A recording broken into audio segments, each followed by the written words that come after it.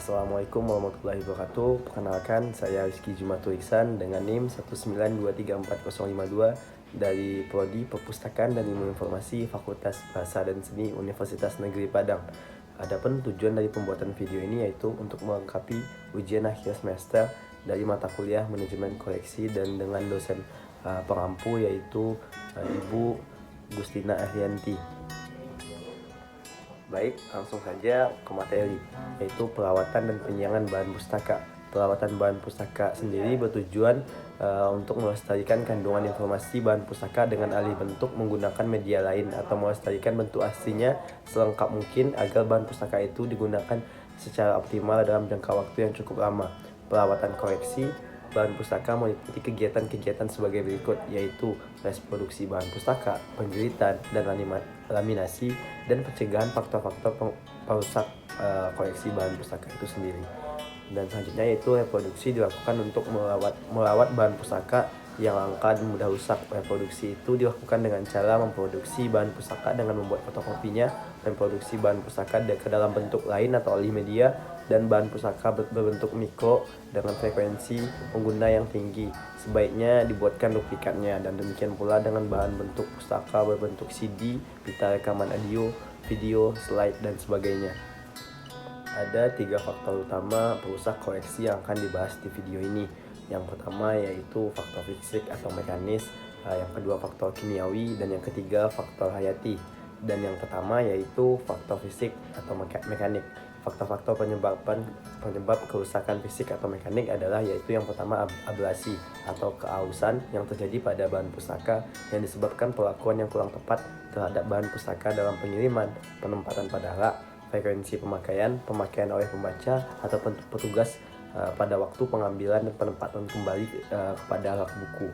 Yang kedua yaitu debu dan kotoran terjadi karena kurang bersihnya ruang perpustakaan itu sendiri dan koleksi tidak dibersihkan secara rutin atau berkala. Yang selanjutnya yaitu cahaya matahari. Sinar matahari secara langsung yang mengenai bahan pustaka akan membuat bahan pustaka tersebut berubah warnanya dan mempengaruhi ketahanan kertas dan cetakan karena proses fotoanalisis. Selanjutnya yaitu cara mengatasi kerusakan fisik atau mekanis dari faktor fisik atau mekanik tadi. Yang pertama yaitu hendaknya bahan pustaka diperlakukan dengan hati-hati pada waktu pengiriman, penempatan, dan pengambilan pada rak, waktu membaca dan membuka dan menutup pintu untuk buku. Yang selanjutnya yaitu bahan yang mudah rusak perlu dijilid terlebih dahulu agar nantinya waktu pemakaian dapat bertahan dengan lama. Yang ketiga yaitu hendaknya kebersihan gedung dipelihara dengan baik agar debu dan kotoran tidak terdapat di ruang perpustakaan. Yang keempat yaitu usahakan agar penempatan kembali bahan pustaka tidak langsung ke sinar matahari atau yang terdapat cahaya mataharinya. Faktor yang kedua yaitu faktor kimia atau iklim. Faktor penyebab kerusakan kimia atau iklim adalah yang pertama yaitu kelembapan udara, yaitu kelembaban udara yang derajat kelebihan kelembapannya lebih dari 65% akan mempercepat kerusakan bahan pustaka, terutama dari daerah tropis seperti Indonesia. Yang kedua, suhu udara yang tinggi dalam udara yang lembab merupakan faktor penyebab kerusakan kertas dan bahan lainnya. Yang ketiga yaitu reaksi kimia yang terjadi karena proses oksidasi dan hidrolisis bahan selulosa yang merupakan salah satu bahan campuran pembuatan kertas. Yang ketiga atau yang keempat yaitu pencemaran udara yang ditimbulkan oleh gas-gas SO2, NO2, H2S pada konsentrasi tinggi akan menghasilkan asam-asam yang kuat yang merusak bahan kertas, film, dan alat-alat logam. Cara mengatasi kerusakan yang disebabkan oleh faktor kimia atau iklim adalah yang pertama yaitu kelembapan udara dapat dikurangi dengan pengaturan ventilasi ruangan dengan baik. Yang kedua yaitu suhu udara dapat diatur dengan ventilasi atau dengan alat pendingin udara seperti AC. Yang ketiga yaitu koleksi bahan mikro sebaiknya tidak disimpan dalam kotak yang berbahan logam tetapi dari polister atau kayu. Yang keempat yaitu jangan menempatkan bahan pustaka yang bersifat asam kuat atau basa kuat dalam ruangan koleksi perpustakaan. Dan yang kelima yaitu pencemaran udara oleh gas-gas pembentuk asam kuat yang dapat dikurangi dengan mengatur peredaran udara yang baik dalam ruangan perpustakaan.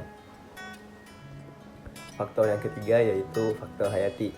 Faktor penyebab kerusakan hayati adalah beberapa spesies. Yang pertama yaitu beberapa spesies cendawan tertentu yang dapat berkembang biak dengan baik dalam kelembapan dan suhu udara yang tinggi. Dan selanjutnya yaitu serangga-serangga tertentu seperti anai-anai, kecoa, ngengat, dan yang lain-lain. Yang ketiga yaitu hewan pengerat, terutama tikus yang membuat sarang dalam bahan kertas dan tikus yang memakan bahan kertas tersebut. Dan yang keempat yaitu manusia itu sendiri, yaitu manusia dalam hal memakai bahan perpustakaan itu. Dan adapun di sini cara kerusakan yang disebabkan oleh cendawan adalah dengan yaitu satu, mengurangi kelembapan udara, yang kedua menghindari adanya debu, kotoran, minyak atau bahan organik lainnya pada kertas, yang ketiga yaitu melarang pengunjung dan petugas perpustakaan untuk makan, minum, dan merokok di dalam ruangan baca perpustakaan, dan yang keempat yaitu tidak menggunakan bahan perekat yang mengandung amilum untuk menjilid, dan yang kelima yaitu mengatur suhu udara dalam ruangan agar tidak terlalu tinggi dengan menggunakan AC. Yang keempat yaitu menggunakan bahan fungisida untuk membasmi cendawan dengan bantuan orang yang ahli, dan yang terakhir yaitu menggunakan larutan bahan kimia yang tidak berbahaya bagi manusia.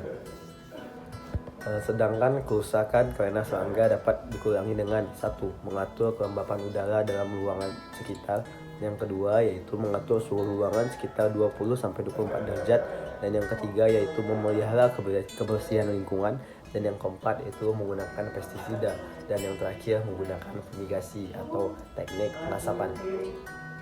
Sedangkan kerusakan karena hewan pengerat atau tikus dapat dicegah dengan satu, memelihara kebersihan perpustakaan dan sekitarnya, karena ini sangat penting. Dan yang kedua yaitu tidak meninggalkan sisa makanan dalam perpustakaan, karena itu dapat menimbulkan tikus datang atau masuk ke perpustakaan. Yang ketiga yaitu menggunakan bahan pembasmi tikus. Sedangkan kerusakan yang disebabkan oleh manusia itu sendiri dapat dicegah dengan satu, menata ruang baca dan ruang koleksi bahan pustaka sedemikian rupa sehingga memudahkan pengawasan terhadap pengguna, dan yang kedua yaitu petugas secara berkala berjalan mengelilingi hak-hak koleksi dan tempat-tempat yang tidak bisa dihindari posisinya, dan agar terlihat pemustaka yang memakai tempat-tempat tersebut.